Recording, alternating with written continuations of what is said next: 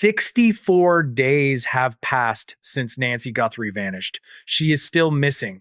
And right now, the FBI is actively hiding a crucial piece of evidence. Pima County deputies and federal agents descended on a local gas station on February 7th.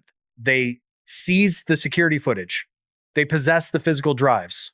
They have analyzed every second of that video, yet they absolutely refuse to release a single frame to the public. Law enforcement normally weaponizes the media in abduction cases. They broadcast suspect profiles across the country. They plead with the public to identify a blurry vehicle or a suspicious jacket. They use the community as their eyes and ears. Not this time. They are keeping this video completely sealed. The lockdown on this information is absolute. It forces us to ask why authorities would conceal a massive clue that could identify a violent suspect. The truth is terrifying. That tape contains something much more significant than a mere physical description. It holds the key to the actual motive. Welcome to Tracking Evil with John. Hit the subscribe button right now to join the investigation as we tear apart this hidden footage. The silence from the federal level is deafening. Every single hour that passes without that footage being public is another hour the suspect maneuvers freely. We are going to expose exactly what the investigators are hiding. The community of Tucson is paralyzed by fear. An 84-year-old woman was taken from her bed. The suspect is completely unidentified, and the people sworn to protect the city are holding on to the one piece of media that could break the case wide open. We must scrutinize their operational secrecy. We must understand the intense focus on this specific commercial property. It is not just a random convenience store. The geographical location is the anchor of the entire mystery. The FBI fears what this footage reveals about the sophistication of the crime. We are not waiting for a press conference to get answers. We are building the factual timeline right now. The official public narrative is intentionally vague. The statements from the Department of Justice do not align with their aggressive tactical actions behind the scenes. They treat this gas station tape with the highest level of clearance. There is a calculated reason for that extreme protection. We are going to rip the lid off it today. We need to establish the baseline facts rapidly. Here is exactly what is confirmed. January 31st is the last verified sighting. Thomas Occhione escorts his mother-in-law, Nancy, into her Tucson residence. Nancy is 84 years old. She requires daily prescription heart medication. She does not have that medication with her. The timeline accelerates to 1:47 a.m. on February 1st. A solitary suspect approaches the perimeter of the house. He is an adult male standing approximately 5 feet 9 inches tall. He is outfitted entirely in black tactical clothing. He conceals his face with a ski mask. He wears thick neoprene gloves. He carries a dark backpack. He walks with deliberate purpose directly toward the exterior security camera. He attempts to obscure the lens with a handful of pulled weeds. He then physically destroys the camera apparatus. The timeline stops. He spends exactly 41 minutes inside that residence. That duration is a tactical anomaly. It is an absolute eternity for a standard home invasion. It is highly irregular for a targeted abduction. Then the investigation registers a chilling electronic milestone. Nancy is equipped with a remote monitoring pacemaker. Exactly 40 minutes after the initial breach, the pacemaker disconnects from the medical network. It ceases transmitting telemetry data entirely. Dawn breaks. Blood is discovered on the front porch. A massive multi-agency manhunt initiates, but the physical crime scene yields almost nothing.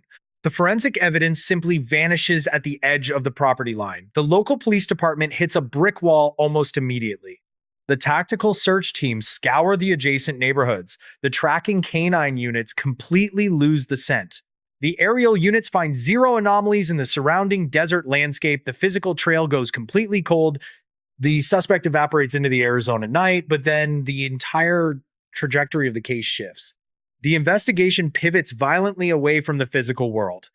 The hunt moves from the blood-stained concrete in Tucson to a completely invisible landscape. It transitions into the digital realm. On February 4th, the digital extortion begins. Fox News confirms a series of ransom emails land in the inboxes of the family and local media. The demand is staggeringly specific. The sender wants $6 million. They demand the payout exclusively in Bitcoin.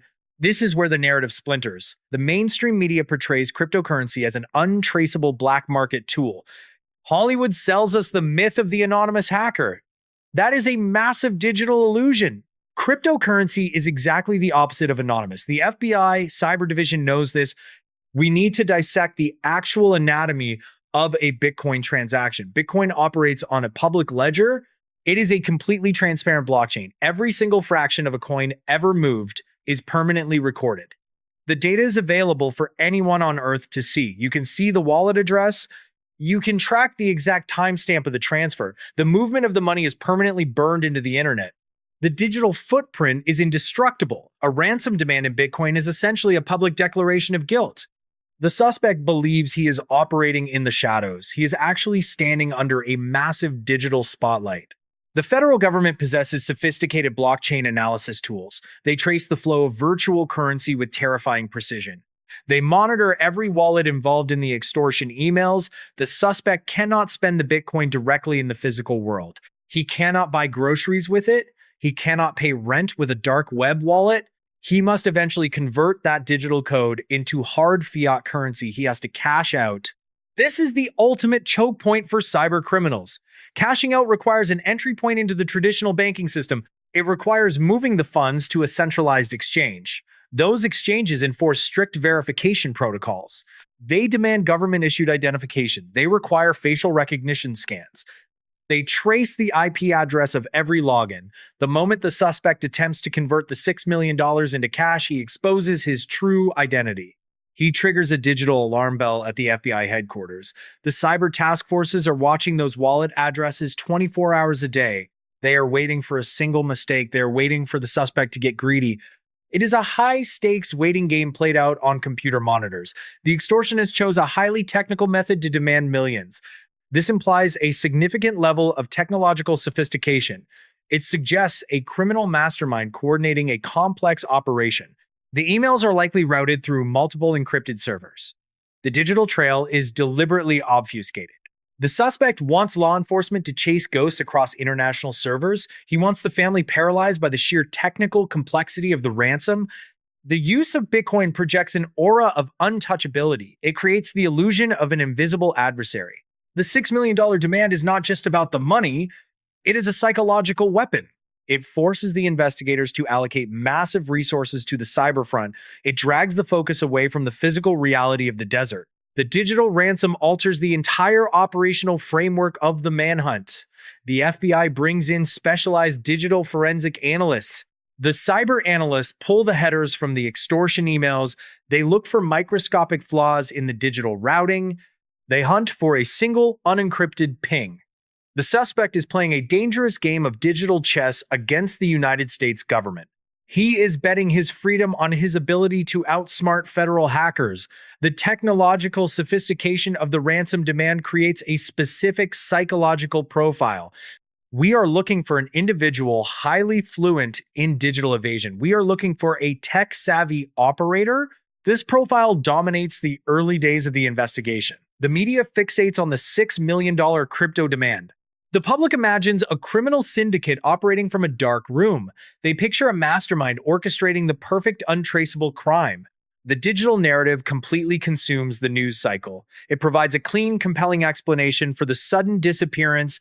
Now we hit the core contradiction of this entire case. The digital profile shatters when we analyze the physical crime scene. The Associated Press and local investigative podcasts report a profoundly different reality on the ground. We must reconcile the digital mastermind with the physical intruder. Let us re-examine the exact events on the porch. The suspect approaches the house in tactical gear. He is aware of the security perimeter. He sees the camera lens. A sophisticated tech operator would neutralize the surveillance electronically. A digital mastermind would jam the Wi-Fi signal. He would disable the network connection before stepping onto the property. This suspect does not do that. He grabs a handful of weeds. He tries to physically cover the lens with dirt and plants. When that fails, he resorts to brute force. He literally smashes the camera apparatus with his hands. This is not the behavior of a digital ghost. This is the panicked reaction of an amateur. It is a profoundly low-tech solution to a high-tech problem. The contradiction deepens. The suspect leaves blood on the concrete porch.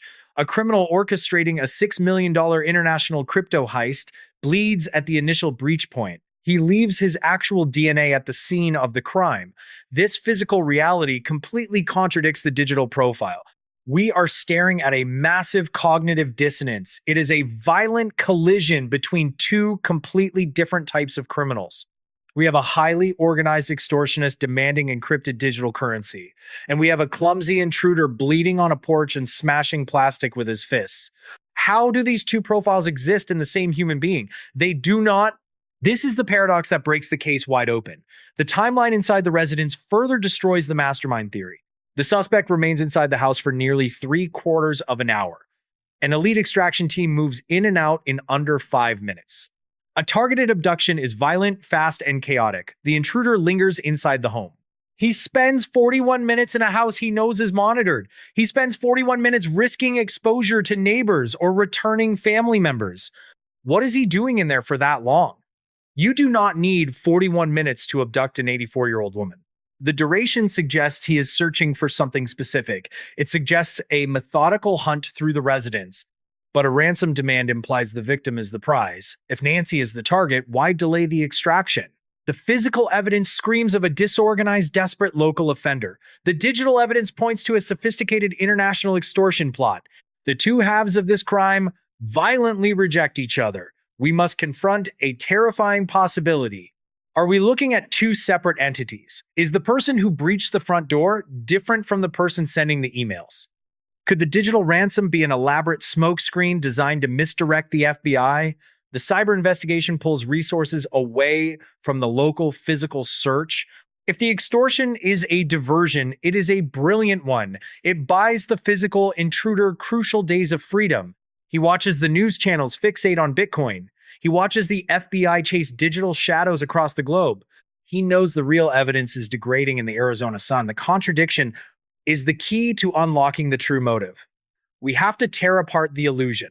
If you are questioning the official narrative and seeing through these contradictions, then subscribe to Tracking Evil with John right now. We are going to expose every single flaw in this investigation. The suspect made a fatal mistake trying to blend these two criminal worlds. He tried to merge brute force with digital sophistication. He left a seam in his perfect plan. The FBI sees that seam. They recognize the discrepancy between the blood on the porch and the encryption in the email. The digital ransom is a noisy distraction. The real story is written in the physical evidence left behind. We have a desperate man attempting to stage a sophisticated crime. He is pretending to be a mastermind. The facade is crumbling. The physical reality of the crime scene is catching up to the digital lies. The investigation is about to hit a major turning point.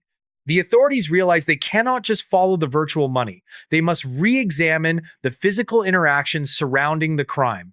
The digital trail is a dead end designed to waste time. The suspect is not hiding in the dark web.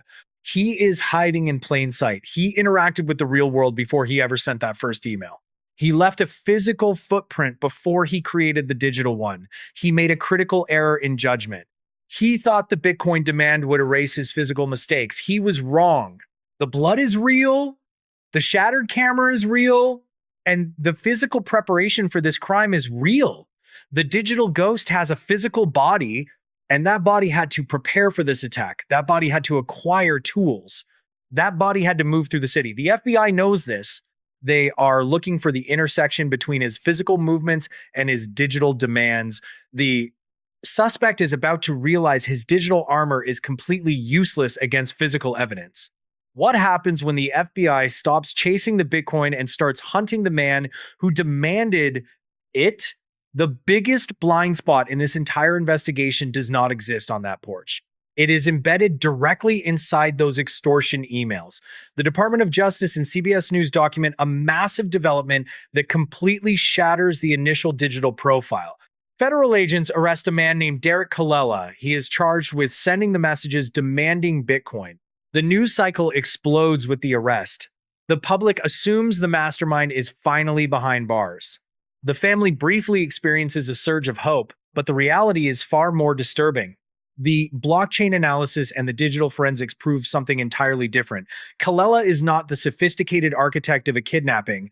He is an alleged scammer He is an opportunist who saw a tragedy unfolding on national television and decided to profit from the pain.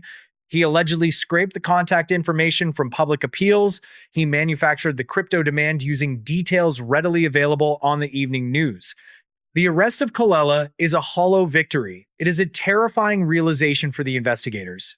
The $6 million ransom demand was completely fabricated by an unconnected third party. The entire digital front was a mirage. It was a cruel distraction created by a bottom feeder. The FBI wasted critical hours chasing a digital ghost while the real suspect moved further into the shadows. The exposure of the fake ransom fundamentally alters the trajectory of the manhunt. The authorities are suddenly back at square one. The sophisticated cyber angle evaporates instantly. The massive federal resources dedicated to tracing international servers and crypto wallets yield absolutely nothing regarding Nancy's actual location. The investigation suffers a catastrophic reset. Every assumption based on the extortion emails is now invalid. The suspect is not a mastermind holding a victim for a massive digital payout. He is something entirely different.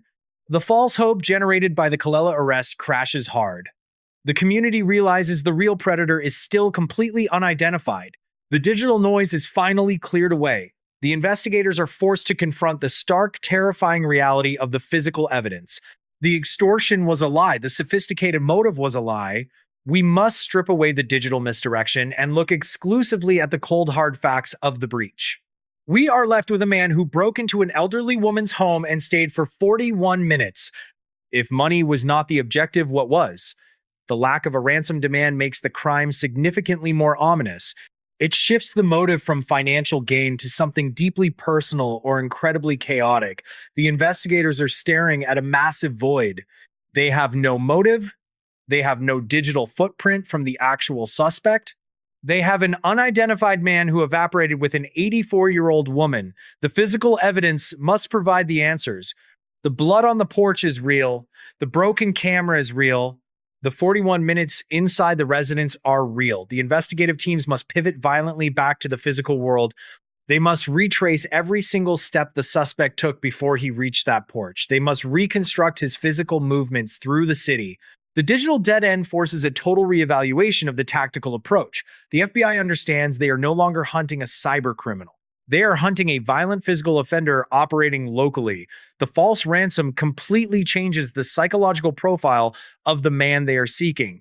They are looking for someone who committed a high-risk intrusion for an unknown and potentially horrific reason. The local police department feels the immense pressure of the reset. The community demands answers. The family is agonizing over the lost time. The initial focus on the crypto demand provided a false sense of progress. Now the raw, terrifying nature of the crime is exposed. The suspect is out there. He has no intention of making a demand. He has no intention of communicating. The silence from the actual perpetrator is the most chilling aspect of the entire case. The investigators are operating in an absolute vacuum of information. Every lead generated by the Colella emails is dead. The Cyber Task Force steps back. The Violent Crimes Division takes the lead. The hunt returns to the streets of Tucson. The focus returns to the tactical gear, the mask, and the shattered camera. The investigators know the suspect made physical preparations. He did not manifest out of thin air. He purchased the gloves. He acquired the mask. He scouted the location. The FBI must find the physical intersection where his preparations meet the public space. They must find the exact moment he slipped up before the crime even occurred. The Colella arrest is a devastating complication. It exposes the fragility of digital evidence in a high-profile case. It demonstrates how easily a local tragedy can be hijacked by a distant opportunist. The investigation must now filter out the noise and focus exclusively on the signal. The signal is weak. The physical trail is cold. But it is the only real evidence they possess. The investigators are fighting against the clock and the crushing weight of the false leads. They must find a physical anchor point. They must find a location where the suspect's movements intersect with their surveillance network. The digital world failed them. The physical world is their only hope. We are about to see a massive shift in tactical deployment. The FBI is about to leverage a piece of physical evidence they have been holding on to since the first week.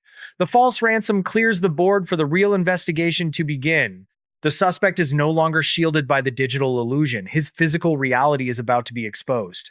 The authorities are preparing to reveal a crucial piece of the puzzle that has nothing to do with Bitcoin and everything to do with a local commercial property. The hunt is about to get incredibly specific. The tension in the incident command center is palpable. Every digital avenue has proven to be a devastating dead end. The timeline is merciless. It has been days since the initial breach. The 41-minute window on February 1st remains an absolute black hole. The lack of communication from the actual suspect amplifies the dread. The investigators cross-reference the 41 minutes of silence inside the house with the complete silence from the perpetrator afterward. The suspect did not demand a ransom. He did not make a statement. He simply took Nancy and vanished. This silence is a tactical nightmare. It provides zero leverage for negotiation. It offers zero clues regarding his state of mind or his ultimate goal. The FBI behavioral analysts struggle to build a profile without a motive. If it is not money, what drives a man to execute such a high-risk abduction? The theories begin to devour each other. Could it be a targeted assassination disguised as a kidnapping? That contradicts the 41 minutes spent inside. Could it be a completely random act of opportunity? That contradicts the tactical gear and the deliberate destruction of the camera. Every hypothesis crashes into a contradictory piece of evidence. The investigation is suffocating under the weight of these contradictions. The local authorities re-interview the family members. They comb through Nancy's background looking for any hidden enemies or buried conflicts. The results are entirely negative. There is absolutely no reason for anyone to target this woman. The victim profile offers no clues. The suspect profile is a mass of contradictions. The digital evidence was a complete fabrication. The physical evidence stops at the property line. The case is bleeding momentum. The media begins to question the competence of the multi-agency task force. The public grows restless and fearful. The pressure to produce a viable suspect is immense. The investigators are cornered. They need a breakthrough. They need a piece of evidence that anchors the suspect to the physical world. They need a definitive geographical location that breaks the deadlock. They cannot rely on the blood alone. They cannot rely on the timeline alone. They need a visual confirmation of the suspect's movements outside the immediate crime scene. The digital dead end forces them to look at the periphery of the target area. They expand the surveillance grid. They pull camera footage from every commercial and residential property within a 5-mile radius. They are looking for a ghost in the machine. They are looking for a man in black moving through the shadows before or after the 1:47 a.m. breach. The massive data dump of peripheral video is overwhelming. Hundreds of hours of footage must be analyzed frame by frame. The analysts are searching for a needle in a digital haystack. They are looking for a specific gate. They are looking for a specific backpack. They are looking for the slightest anomaly in the nighttime traffic patterns. The tension is agonizing. Days pass with no results. The peripheral search seems like another desperate dead end. The suspect appears to have executed a flawless infiltration and exfiltration. He bypassed every major traffic camera. He avoided every commercial security system on his immediate escape route. He is a phantom. But phantoms do not exist in the physical world. Every human being leaves a trace. The investigators know he had to stage somewhere. He had to park a vehicle. He had to walk to the target location. He had to prepare his gear. He could not have materialized directly on the porch. The tactical logic dictates there must be a staging area. There must be a location where he transitioned from a normal citizen to a masked intruder. The FBI focuses their search on these potential transition zones. They map out the logical approach vectors to the residence. They identify every dark alley, every empty parking lot, every 24-hour business in the vicinity. They are looking for the exact point where his plan intersected with reality. The focus tightens. The broad peripheral search narrows to specific high-probability locations. The investigators are hunting for a single mistake. They are hunting for a moment of carelessness. They are hunting for the intersection of the physical world and the suspect's meticulous planning. All digital avenues are completely exhausted. The false ransom is exposed. The motive remains unknown. The timeline is terrifying. The physical evidence is incredibly sparse. every logical path leads directly into a solid brick wall. That is exactly when the FBI realizes they must pivot violently. They must return to the absolute basics of forensic investigation. They must find the exact location where technology violently intersects with the raw physical reality of the suspect's movements. They find it at a local gas station. The physical search grid intersects with the digital investigation at a seemingly mundane location. A local gas station sits on the periphery of the established search zone. It is a completely ordinary commercial property on the surface. But local employees report a specific piece of hardware located inside this store. It is not just a convenience store. It is a financial hub for the digital underground. This gas station houses a Bitcoin automated teller machine. This single machine changes the entire complexion of the manhunt. We must look at the geography of this specific location. It sits precisely on the logical escape route from the Guthrie residence. A suspect fleeing the physical crime scene passes directly by this property. This is the exact intersection of the two contradictory profiles we discussed earlier. The brutal physical intruder and the digital extortionist collide at this exact geographical coordinate. This is why the federal agents descended on this specific location on February 7th. They did not want footage of a man buying a bottle of water. They wanted the camera angle pointing directly at that crypto terminal. This detail ignites a massive debate regarding the true nature of the suspect. Was he checking a digital wallet before the breach? Was he attempting to launder funds immediately after the extraction? A crypto ATM requires physical interaction. It bridges the gap between the anonymous blockchain and the physical world. A user must touch the screen. A user must stand in front of the integrated camera. A user must expose their physical dimensions to the machine. These machines are not simple cash dispensers. They are sophisticated data collection points. They require biometric verification for large transactions. They scan government-issued identification cards. They take high-resolution photographs of the operator. The camera is positioned precisely at eye level to capture a clear facial image regardless of hats or hoods.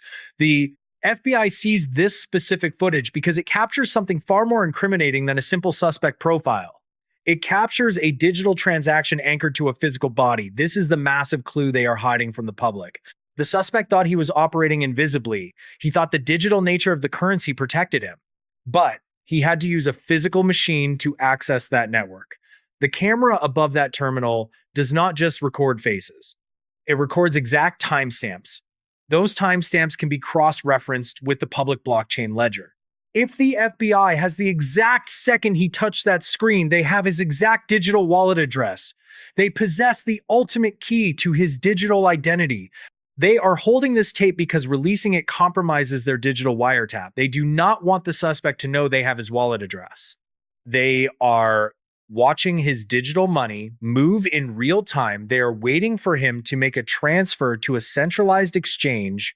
This is the ultimate trap. The physical footage from the gas station empowers the digital manhunt. It provides the exact data point required to crack his anonymity. The local employees witnessed the federal seizure of the drives. They saw the urgency of the agents. The authorities know exactly who they are hunting. They just need him to move his digital assets. This is the most brilliant and terrifying aspect of the current investigation. The public thinks the trail is cold. The media believes the investigation is stalled. But the reality is a silent, high-stakes digital surveillance operation. The suspect is completely trapped by his own technological arrogance. He believed the crypto myth. He believed he was untraceable. He failed to realize that the physical access point is the ultimate vulnerability. The camera caught the physical act. The blockchain caught the digital footprint. The FBI holds both pieces of the puzzle. They are letting him feel safe. They are letting him believe the Colella arrest threw them off the scent. This changes the entire landscape of the investigation. Subscribe to Tracking Evil with John right now. Because the moment that transaction history leaks, we are breaking it down frame by frame. We will expose exactly how his digital arrogance sealed his fate. The focus on the Bitcoin terminal answers the most agonizing question of the entire case. It explains why the federal government is refusing to utilize the public for identification. They do not need the public to identify a blurry face. They have the mathematical certainty of the blockchain. They have the transaction hash. They have the digital DNA of the suspect. The physical manhunt is quietly shifting into a waiting game. The agents are sitting in a secure room watching a string of alphanumeric characters on a monitor. The tension is almost unbearable. Every single minute could be the moment he attempts to cash out. Every single minute could trigger the final raid. The digital forensic teams are working around the clock. They are mapping the connections between that single terminal and a global network of dark web wallets. The scope of the investigation has expanded from a single house in Tucson to a worldwide web of encrypted servers. The suspect unknowingly handed the FBI the exact thread they needed to unravel his entire operation. But this intense focus on the suspect creates a devastating emotional reality. We must rip our attention away from the digital brilliance of the trap and look back at the brutal reality of the victim. Nancy Guthrie is not a string of code. She is an 84-year-old woman. She was violently extracted from her sanctuary in the middle of the night. The digital trap does nothing to ease the physical suffering she is enduring right now. The brilliant forensic connection at the gas station feels entirely hollow when we consider the human cost. The investigation is operating at the highest levels of cyber intelligence while a vulnerable woman remains missing in the physical world. The suspect might be trapped digitally, but he is still physically free. He still holds the ultimate leverage. He controls the fate of Nancy. The investigators can trace his wallet all day long, but a digital wallet does not tell them where he buried the victim. It does not tell them if she is still breathing. The technological victory at the gas station is completely overshadowed by the agonizing human tragedy playing out in real time.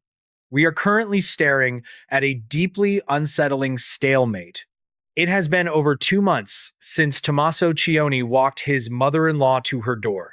64 days of absolute silence from the physical suspect. The status of this case is raw and unresolved. We cannot pretend there is a neat conclusion waiting just around the corner. The reality is brutal. Nancy is out there. Her pacemaker is silent. She requires medication she does not possess. The timeline for her physical survival expired weeks ago. The FBI is holding the gas station tape under maximum security. They are playing a long game of digital surveillance, but the long game is a luxury the victim does not have.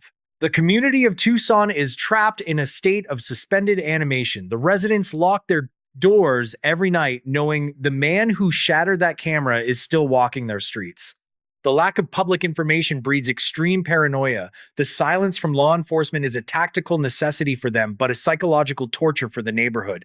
The local police patrols are increased, but it feels like an empty gesture. The damage is already done. The perimeter was already breached. The community feels completely exposed to a predator who understands both physical violence and digital evasion. We are left with 2 massive unanswered questions that terrify everyone following this case. First, if the suspect realizes the FBI has his Bitcoin ATM transaction, will he completely abandon his digital assets and accelerate his physical violence to escape? Second, what happens to the concept of safety in Tucson when a predator can bypass modern security systems, operate within the digital underground, and completely vanish with a human being? The authorities are not answering these questions. They are protecting their digital trap. They are waiting for the suspect to blink. The investigation is fully active, but it is entirely invisible to the public eye. The search teams are not marching through the desert anymore. The cyber analysts are fighting the war on encrypted servers, but the physical reality of the crime cannot be erased by blockchain analytics. A woman is gone, a home was violated. The blood on the porch is a permanent reminder of the violent physical reality of this crime. The truth is not gone. It is sitting in an FBI evidence room, and it is just waiting for a spark to detonate. The greatest mistake of the modern criminal is the absolute illusion of a digital ghost. Predators firmly believe that encryption software and dark web routers make them completely invisible to the authorities. They think hiding behind a computer screen permanently erases their physical existence. Digital forensics proves the exact opposite every single time. What this case teaches us about cyber extortion is that the internet is the ultimate permanent crime scene. Every single keystroke is a microscopic piece of physical evidence. Every data packet carries a unique, undeniable signature. Forensic analysts treat a public blockchain ledger exactly like a bloody footprint left in the mud. They map the complex digital terrain. They identify the routing nodes. They track the flow of encrypted data directly back to a physical machine sitting on a desk. A criminal might temporarily mask their internet protocol address, but they absolutely cannot mask the physical hardware they use to connect to the network. They must legally purchase a computer, they must physically access a local network, they must eventually convert their stolen virtual assets into usable paper cash. That mandatory conversion process requires a living, breathing human being to stand directly in front of a high-definition camera or register a legitimate traditional bank account. Federal law enforcement deeply understands this profound systemic weakness. They actively exploit the necessary intersection between the virtual criminal world and physical reality. The modern forensic methodology is incredibly cold and mathematically precise. It violently strips away the assumed anonymity of the World Wide Web and clearly exposes the actual human being making the violent demands. Criminals severely underestimate the absolute power of the public ledger. They mistakenly view cryptocurrency as an impenetrable digital shield. It is actually a transparent glass box. It broadcasts their financial movements to the entire investigating world. The sophisticated analysis tools utilized by federal agencies can decipher millions of complex transactions in mere fractions of a second. They instantly isolate statistical anomalies. They quickly flag suspicious encrypted wallet behaviors. They trace the digital money right to the physical doorstep of the violent offender. This stark digital reality completely shifts how we must view our own personal security. We must deeply understand that modern threats do not always begin by kicking down the front door. They can quietly infiltrate a family home through a wireless router long before they ever step onto a concrete porch, but it also means law enforcement possesses unprecedented technological tools to track them down without relying on eyewitnesses. The complex intersection of cyber intelligence and traditional physical detective work is the absolute new battleground for criminal justice. The specific methods used to untangle this current web of digital extortion will define the entire future of criminal investigations across the country. This rapid evolution in forensic science brings us right back to the terrifying reality of the current physical manhunt in Arizona. The intense focus remains entirely on that locked video drive seized from the local commercial service station. The federal authorities are heavily guarding a massive secret that could break this entire complex investigation wide open at any moment. They deeply know exactly what that high-definition camera captured on the night of the breach. They know exactly how the traceable digital footprint perfectly aligns with the violent physical suspect. The absolute unprecedented secrecy surrounding that specific footage is the loudest, most terrifying alarm bell in this entire ongoing mystery. It firmly forces us to confront the central agonizing question we asked at the very beginning of this broadcast. What exactly are they hiding that is so critically important to the prosecution of the case that they completely refuse to ask the desperate public for identification help? The definitive answer is locked tightly inside a federal evidence room right now. This is a rapidly evolving and highly volatile ongoing case.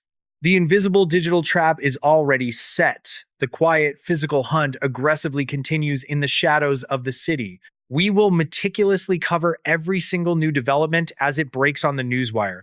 When the federal authorities finally declassify that hidden security footage, I will be right here to analyze every single isolated frame for you.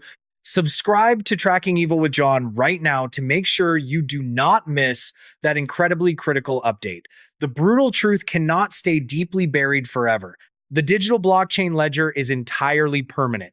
The physical forensic evidence is strictly secured. The invisible clock is mercilessly ticking against the unidentified suspect. The question is not whether he will eventually be caught by the digital net.